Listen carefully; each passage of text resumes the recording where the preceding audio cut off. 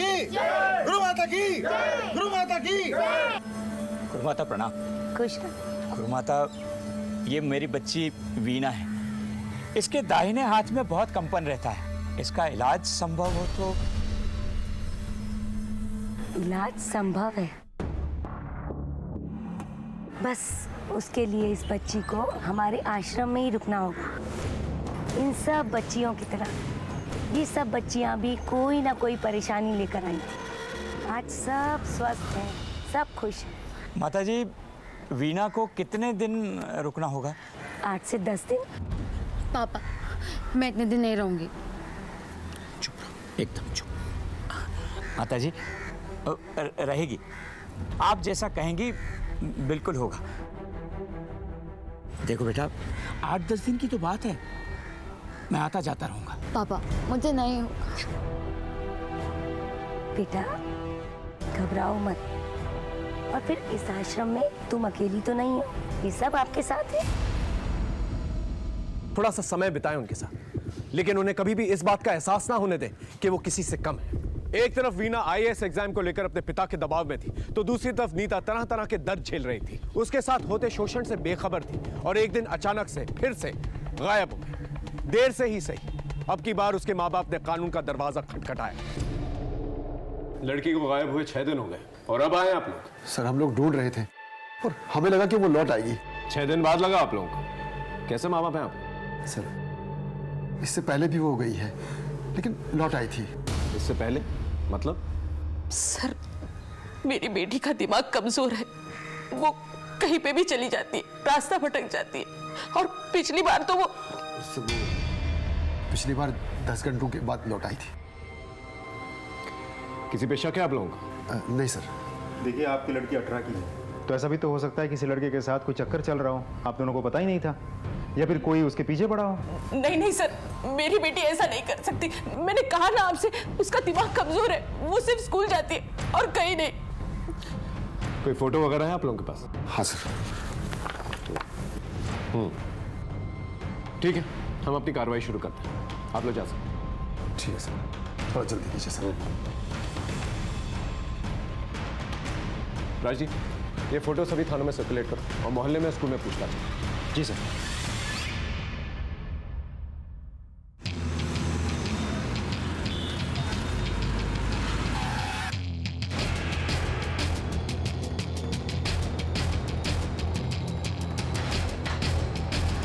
साहब, रघुराम आदमी सीधा है, लेकिन कर्ज के नीचे दबा हुआ है। और अभी कुछ दिन पहले उसका बाबू के साथ झगड़ा भी हुआ था। ओ सिंह साहब, बहुत घुमा रहे हो। 6 महीने के लिए कह के लिया था कर्जा, 1 साल से ऊपर हो गया है। इरादा क्या है? भाई, अभी थोड़ा परेशानी में उलझा हूँ। दिवाली का बोनस आ जाएगा ना, तुम्हारा सारा कर्जा उतार दूंगा। अरे क्या होली क्या दिवाली, निकालो मेरा पैसा वरना क्या? हाँ, अरे कर्जा लिया है, कोई बिक नहीं गया तुम्हारे हाथों। अब जब पैसे होंगे ना तब चुका देंगे, और ऐसे बार बार रास्ता रोक के परेशान मत किया करो। मैं दिखवा कहीं ले और एक पाई भी नहीं छोड़ेगी, याद रखना। ये बाबू सीधा आदमी नहीं है साहब, अक्सर किसी से वो लग जाता है। पैसा तो बहुत कमाता है, लेकिन सारा पैसा लड़कियों पे उड़ा देता है। कम से कम इलाज तो करवाइए, क्या पूरी जिंदगी वो ऐसे ही रहेगी? अरे तुम तो जानती हो, नौकरी के अलावा कितने छोटे मोटे काम करता हूँ मैं, कितने कर्जे लिए, कितने इलाज नहीं करवाए उसके लिए। लेकिन फायदा क्या हुआ? आपकी बेटी के साथ दुष्कर्म हुआ है, FIR दर्ज करवाया था कहीं पर? नहीं सर, नहीं कराया। कमाल के माँ बाप हैं आप। ये बाबू कौन है? क्या चक्कर है आप लोगों के साथ? सर, हम एक क्लर्क हैं और क्लर्क की तनख्वाह पे बच्चों की पढ़ाई, घर का खर्चा पूरा नहीं होता, इसलिए हमने बाबू से ब्याज पे कर्जा लिया था। जैसे तैसे करके हमने अपनी बेटी की शादी पक्की की। बस घर की इज्जत के लिए हम चुप रहे सर। समाज क्या कहेगा, शादी टूट जाएगी, इन्हीं चीजों की फिक्र थी ना आप लोगों को? कभी अपनी बेटी का इलाज करवाया, उसकी मानसिक स्थिति जानने की कोशिश की? सर, हर जगह उसका इलाज करवाया, हर हॉस्पिटल में लेके गए, लेकिन कोई फायदा नहीं हुआ सर। मायूसी हर जगह हाथ लगी। ये विकास, बबलू और सुमित, इनके बारे में क्या जानते हैं आप लोग? घर के बाहर हर कोई फायदा उठाना चाहता है। अब किसके बारे में क्या बताएं सर, कुछ नहीं जानते सर। ठीक है, हम लोग पता कर लेंगे, आप लोग जा सकते हैं।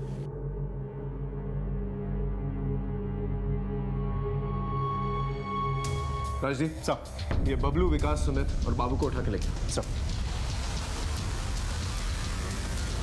क्या क्या मतलब क्या है आपका कि वो वहां नहीं है? अरे 7 दिन पहले मैंने अपनी बेटी का दाखिला करवाया वहां, और अब आप कह रहे हैं कि वो वहां नहीं है? अरे वो यहां नहीं आई और उसका कोई फोन भी नहीं आया।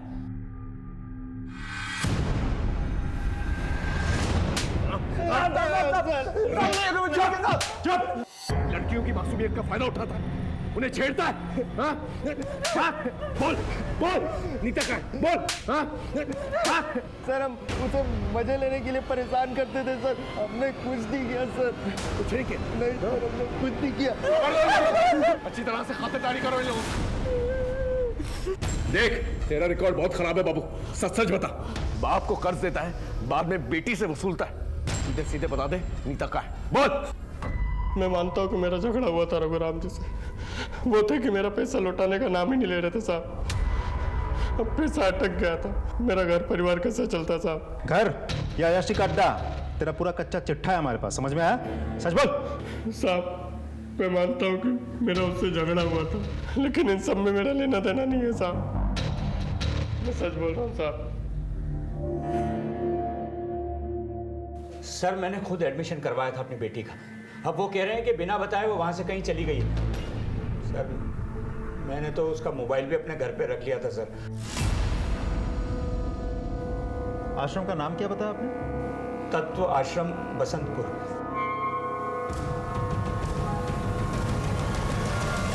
इंसान का शरीर नश्वर है, हमें भौतिक वासनाओं के पीछे नहीं भागना चाहिए।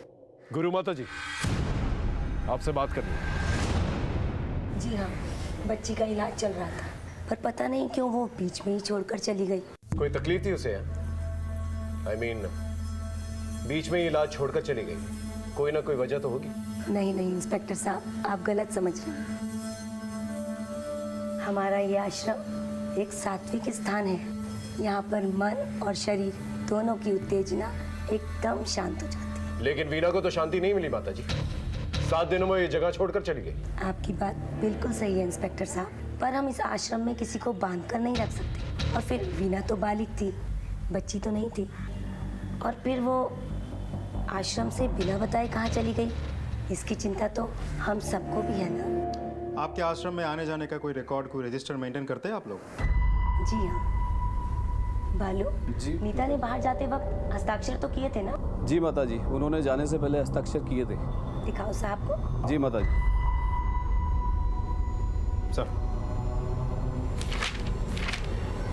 सर अंदर तो कोई नहीं है। ठीक है, हम चलते हैं।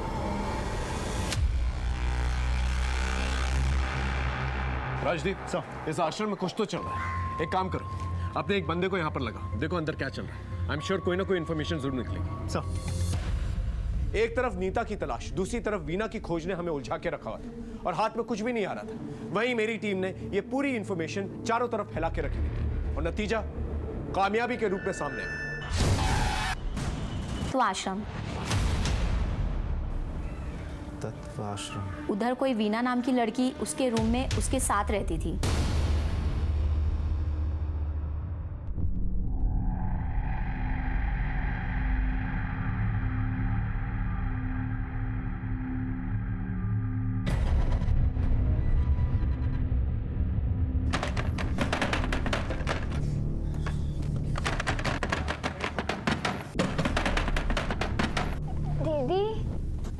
ये क्या कर रहे हो?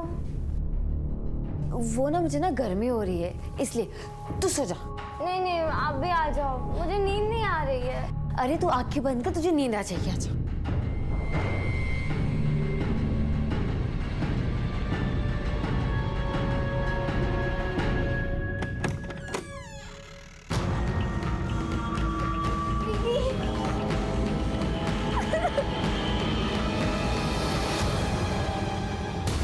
वीना? सर आश्रम तो हम देख चुके हैं, लेकिन नीता का वीना का नाम लेना साफ जाहिर करता है कि ये दोनों लड़कियां एक दूसरे को पहले से ही जानती थी। आश्रम तो इन दोनों के बीच बस एक कॉमन लिंक है। सर, ये है वीना के कॉल रिकॉर्ड्स। आश्रम जाने से पहले आखिरी बार उसने इसी नंबर पर बात की थी।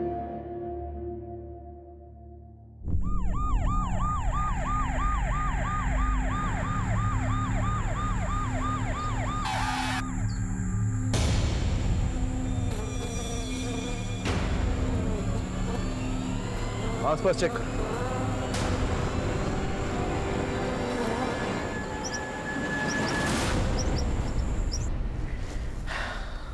समझ में नहीं आ रहा कौन है।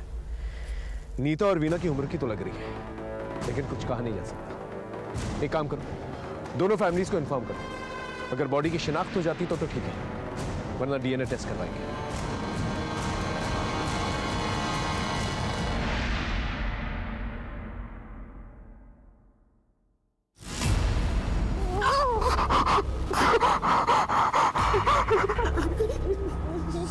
ये मेरी बेटी नीता नहीं है, नहीं है मेरी बेटी।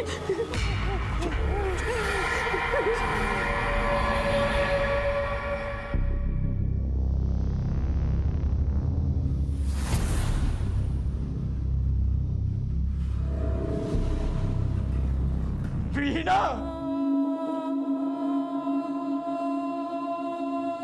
वीना, ये किसने किया तेरे साथ? मैं तो तेरे पंख सजा रहा था और कुछ नहीं। मुझे माफ कर दे, मेरे इच्छाओं ने तेरी जान ले ली। वीना की लाश मिल चुकी थी, लेकिन अभी भी नीता का कोई अता पता नहीं था। नीता के साथ हुई अनहोनी की दस्तक अभी भी दिमाग के किसी कोने में गूंज रही थी। जब कोई केस चल रहा होता है तो उठते बैठते सिर्फ उसी की धुन सवार होती है, लेकिन कभी कभी केस सुलझते सुलझते और उलझ जाते हैं।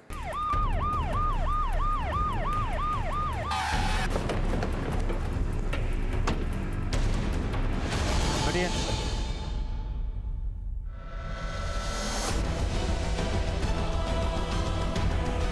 सर ये तो नीता है।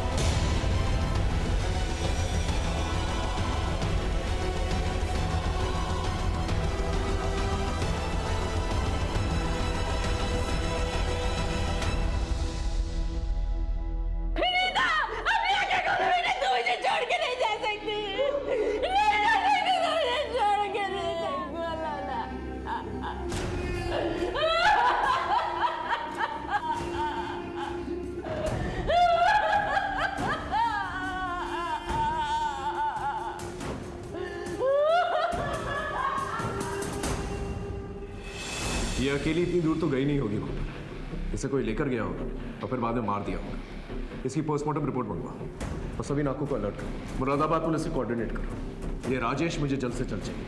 उन लड़कों से दोबारा पूछताछ करते हैं। सर तुम तीनों के अलावा कोई और है जो नीता के पीछे था?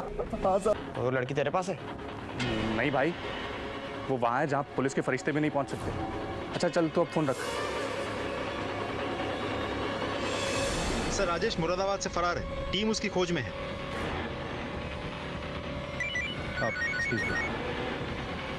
हाँ बोलो। अच्छा ठीक सर, ये बहुत बड़ी लीड हाथ लगी है।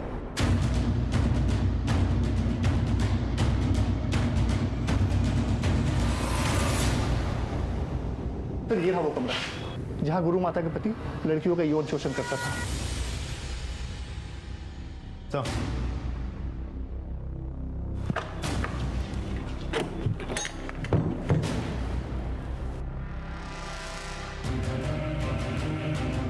तो ये तो तहखाना है। जी सर, जी सर।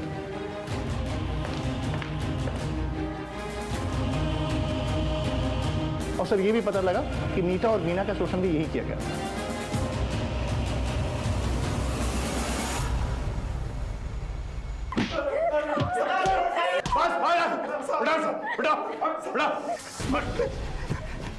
नहीं साहब, नहीं साहब, बताता लोग अपनी बेटियों को इलाज के नाम पे हमारे आश्रम में छोड़ जाते हैं साहब, और हम इसका भरपूर फायदा उठाते हैं साहब। सर एक दिन वीणा ने बेहोशी का दवा नहीं पिया और उसने बेहोश होने का नाटक किया सर, और जब मैंने उसको बिस्तर पे लिटाया तो उसने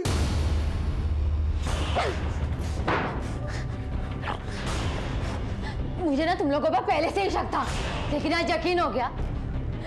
इलाज के नाम पर तुम लोग लड़कियों की इज्जत के साथ खेलते हो। मेरा तुम लोग का बहाने सबको जाके बोल। अरे जब जिंदा छोड़ूंगा तब जाके बोलेगी ना। सर वीणा की लाश को कोई पहचान ना सके इसके लिए हमने उसका चेहरा बिगाड़ दिया और जंगल में फेंक दिया सर। और नीता के साथ भी ऐसा ही किया? नहीं नहीं सर, हमने नीता के साथ कुछ भी नहीं किया। उसका बाप उसे लेने आया तो हमने उसे जाने दिया साहब, और ये सोचकर कि वो किसी को कुछ नहीं बताएगी, और अगर बोलेगी भी तो कोई उसका विश्वास नहीं करेगा साहब, क्योंकि उसके साथ ऐसा पहले भी हुआ था साहब। ये उसी के बाप ने हमें बताया था साहब। लोग अपने अरमान, अपने सपने लेकर तेरे पास आते हैं, हाँ? अपनी पूंजी लुटा देते हैं, और तुम लोग इस तरह से विश्वासघात करते हो। फांसी हो जानी चाहिए तुम जैसे लोगों को। नीता की लाश मिल चुकी थी और हमारी टीम दिन रात करके राजेश को ढूंढने में लगी हुई थी। हाँ साहब, ये लड़का और लड़की यहाँ आए थे। कब गए यहाँ से?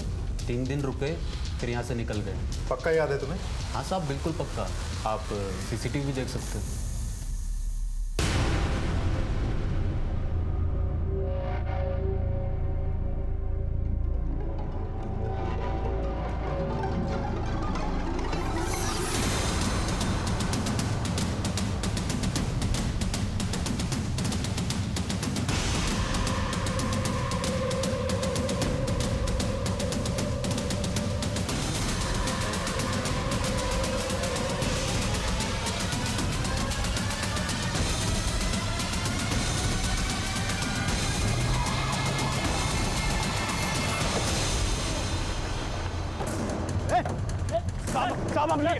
मैंने क्या किया साहब? मैंने क्या किया? बहुत जल्दी ना तुझे। हाँ? चल साहब बताओ तो सही, मैंने किया क्या है साहब? अरे साहब बताओ तो सही। सर मैंने कुछ किया। तेरा सारा कच्चा चिट्ठा है हमारे पास, इसे सच सच बोल। सर मैं आते जाते देखता था उसे, गली के लड़के छेड़ते थे उसे सर। इसे तूने अपनी शेखी दिखाई, लड़कों को भगाया और अपने काम पे लग गया। नहीं सर, वो मेरी दोस्त बन गई थी सर। दोस्त बन गई थी? क्या उसकी मासूमियत का? मैं रुके, फिर मेरा जी भर गया था और मुझे घर वापस जाना था और उस लड़की से पीछा छुड़ाना था मुझे। निकाल इसे। ये क्यों कर रहे हो तुम? तू ना इसके लायक नहीं है, और ये सिंदूर निकाल के चल, मेरा मंगलसूत्र, निकल यहाँ से, चल। मेरा मंगलसूत्र दे दो।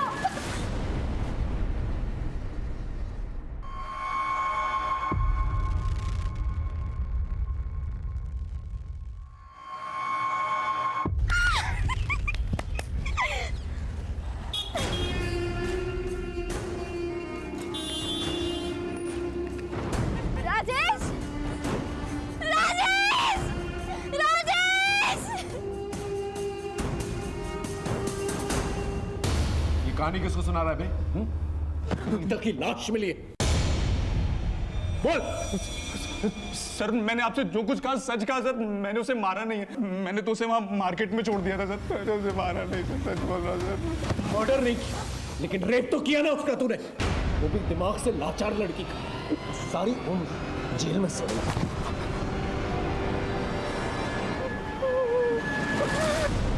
सर अगर इसने नहीं मारा है तो किसने मारा होगा फिर? ताज्जुब की बात यह है कि नीता घर आई और घर से उसे राजेश लेकर गया और घर वालों ने देखा ही नहीं। अभी भी ये घर वाले कुछ ना कुछ छुपा रहे हैं, पता कर। सर मैं ऑफिस में था, मेरी वाइफ का फोन आया, उसने मुझे नीता के बारे में बताया। सर मैं कॉलेज में था, पापा का फोन आया कि नीता घर नहीं लौटी, तो सर मैं तुरंत घर आ गया। मैं पड़ोस में गई थी, जब नीता बहुत देर तक घर नहीं आई तो मैंने इनको फोन लगाया। जब मैं शाम को घर लौटा तो पता चला कि नीता स्कूल से नहीं लौटी। सर करीब 1:30 बजे हम पॉलिटेक्निक से घर आए, आते ही हमें नींद आ गई तो हम सो गए। फिर हमें नहीं पता कि नीता घर आई कि नहीं आई। सामने का दरवाज़ा हमने खुला ही छोड़ा था, और वैसे भी सामने का दरवाज़ा तो हम लोग रात में ही लगाते हैं। घर के सभी लोगों के कॉल रिकॉर्ड्स निकलवाओ, और जो लैंडलाइन है उसके भी रिकॉर्ड चाहिए मुझे। Okay sir. दोबारा करेगा? चोरी करेगा? नहीं करूंगा साहब, लेके जाओ उसे। नहीं करूंगा साहब। सर कॉल रिकॉर्ड्स आ गए हैं, लेकिन इसमें कुछ भी खास नहीं है। लोकेशन भी सब सही है, लेकिन सर चौंका देने वाली बात,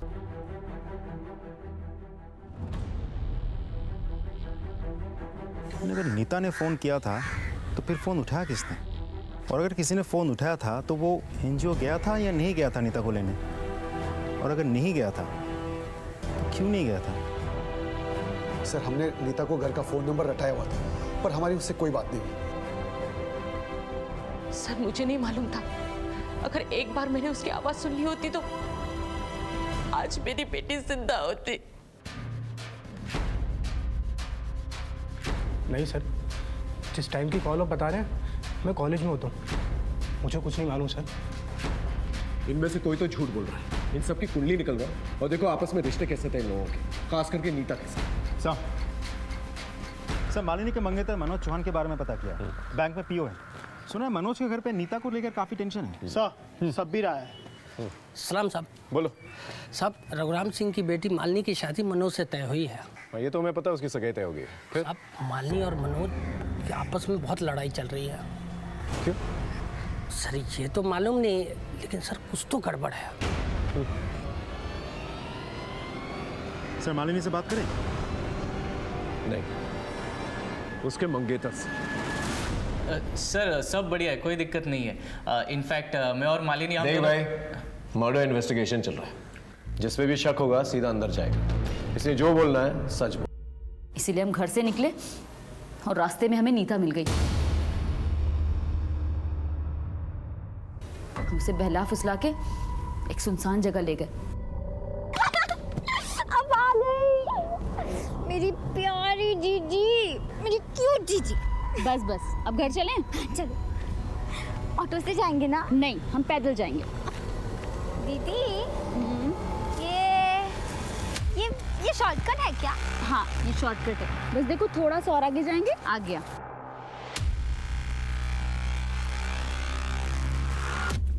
जीजी, वो क्या है?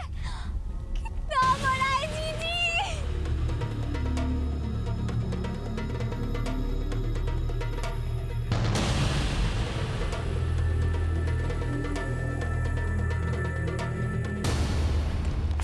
ये रही नीता की पोस्टमार्टम रिपोर्ट।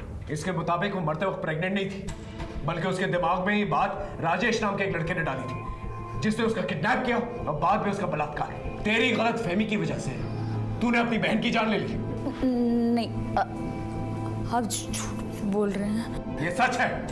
अब सारी जिंदगी जेल में सड़ना।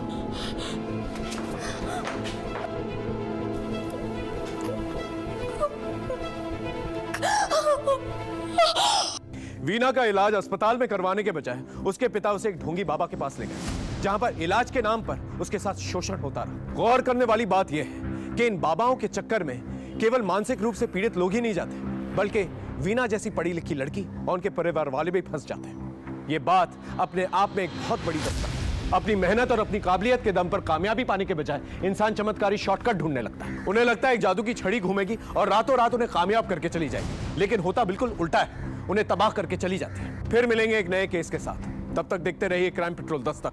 मकसद बताना नहीं, बचाना है।